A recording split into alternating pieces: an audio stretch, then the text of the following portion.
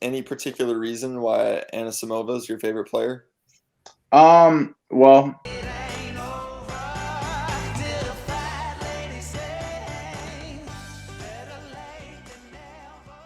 All right, the boys are back. The boys are back in town. We got one new face familiar to us, Brian Swanberg, up on the top with Cart. He is Carter's business partner, but also grew up in Bismarck.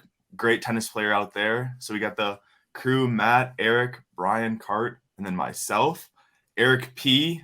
We cannot forget about the P in Eric's last name there, Eric P. We got a great matchup, the Charleston Open semifinal, the top half of the draw, Ansh Jabeur versus Amanda Anisimova. So it's American versus Tunisian. Honestly, I am very ignorant, and I am an American. I did not know where Tunisia was. It is on the north side of Africa. So if someone else learns that, I did my job teaching someone their one thing. So I saw this video on Twitter, and I was like, what? We have to do a reaction for Tennis with Ike on this. So, Cart, have you seen this video? Briefly. So, I mean, like, if someone did this to you in a match, what would you do? Like what would you do in this situation? The guy just kind of stands there. I think I would have been stunned, like that video of the kangaroo that gets punched by a man. Have you seen that? Yeah. yeah. And my other thought is also The Hangover when Alan gets tased in the face and the cop goes, "In the face! In the face!" And then all the kids are like freaking out. That's super funny. That's a great analogy too, because that's like super close. What about you, Brian? Have you seen that video before right now?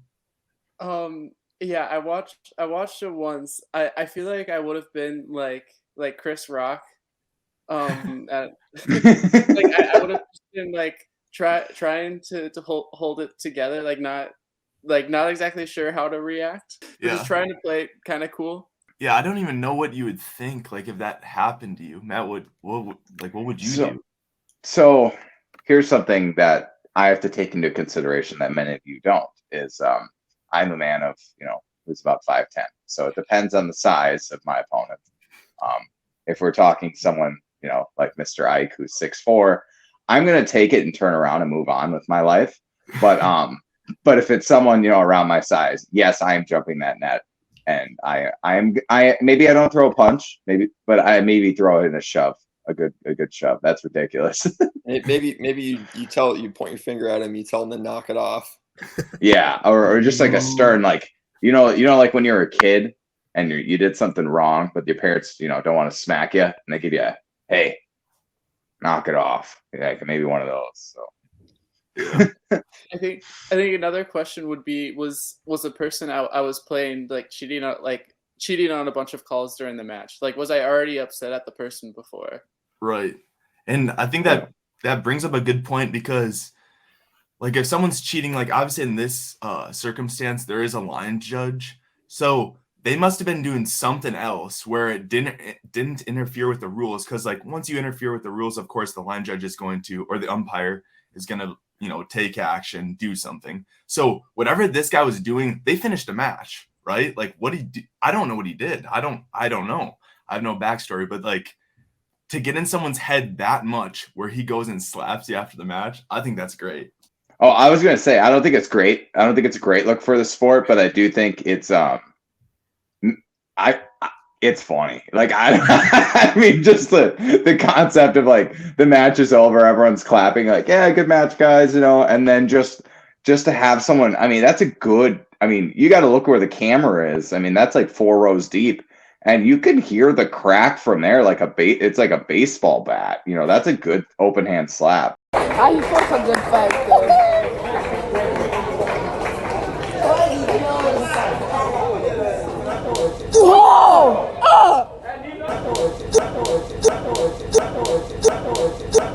I mean, that's just, I don't know. I mean, maybe these kinds of viral things are not the worst thing for the sport. I was gonna say that my favorite part of the video is right after he slaps him, the kid like puts his hands up, like apologizes. Yeah. Like right at the end of the clip, it looks like he like tries to take back what he just did. Right there. Oh, Right there. He puts his hands wow, I up. didn't see that. Yeah, I did right at not the end, see he that puts his either. hands up, and so I'm like, how do you change your action in 2 seconds from just pure anger to, oh my gosh, I totally wish I hadn't done that. All right, let's get into the betting for our match today, our feature match, the semifinal of Charleston. Charleston has a great stadium court, 10,000 person stadium. And then we have the prize money on the right there. The winner of this tournament wins 158K. And then the runner wins just under 100 grand. Each lady is walking away with 50K at least, which is great. Charleston's a WTA 500-point tournament. Let's recap our betting as well here. So betting through week 6, I'm ice cold. I've lost 3 of the last 4 weeks. But Matt and Carter, both 5-1. You can see Matt has been a little bit riskier, and it has paid off with his bets. Winning $77.30, and then Carter has $30. What do you guys think about that? What do you guys think of the rankings this far? Well, I mean, I hate to say it because of the position I'm in, but if you're not first, you're last. So then Matt's quite far ahead of us. So I'm questioning my self-worth as a human being a bit. But yeah, I mean, I want to roll. I want to roll right into my bet here. Yeah. So I had a little bit of trouble pronouncing the names here. I frankly don't think those names are words, but I don't feel quite confident about this for that reason because I've never heard these names in my life. So I'm gonna go $10 on money line for Jabs. All right, money line is minus 127. $10, you said? Yep. All right, $10. 10 to win 790. Hopefully there aren't any boards surrounding the court. That's all right. Brian. So I'm actually going to looking at the spread. It looks really interesting to me again, like how close the money line is between the two players, given the disparity in rankings, and obviously Anisimova is on the come up. I'm actually going to bet the under on the number of games played, because I could easily see this being a one-sided match if one of them gets the upper hand.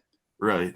And I'll just bet $10 on that. So under on games at minus 108, $10, you said? Yeah. All right, sweet. So you would get $9.30 in return. All right, sick. Matt, what do you got? Yeah, it's kind of a tricky match. It's not really, the money line's not great on this one. So I think I'm just gonna rock with, I also agree. I think it's just gonna be one of those matches where someone rolls and wins 3-3. So I'm gonna take the under on games and let's put $20 on it. $20 on it. That might be the hot thing to do since Matt is 5-1 with some risky bets, with some big ones. Yep. Eric, what do you got for your bet? I'm thinking that Jabeur is going to take it, and I'm thinking that because the odds look a little better on the game spread, I'm going to actually take Jabeur at minus 1.5. And I'll put 20 on that. 20 on it. 20 to win 1940. Sweet. And then Jared, he sent me his bet a little bit earlier. So I'll plug that into the screenshot, and then David will get me his as well. But I'm going to do Anisimova money line plus 102. She's playing super good right now. I think you got to support the fellow American. On Twitter this past week, I was saying Taylor Fritz was going to lose, and he didn't lose, and now I feel bad. And I just got roasted on Twitter. So someone roasted you on Twitter? Yeah, I got roasted hard, dragged. I heard that was Matt's burner account.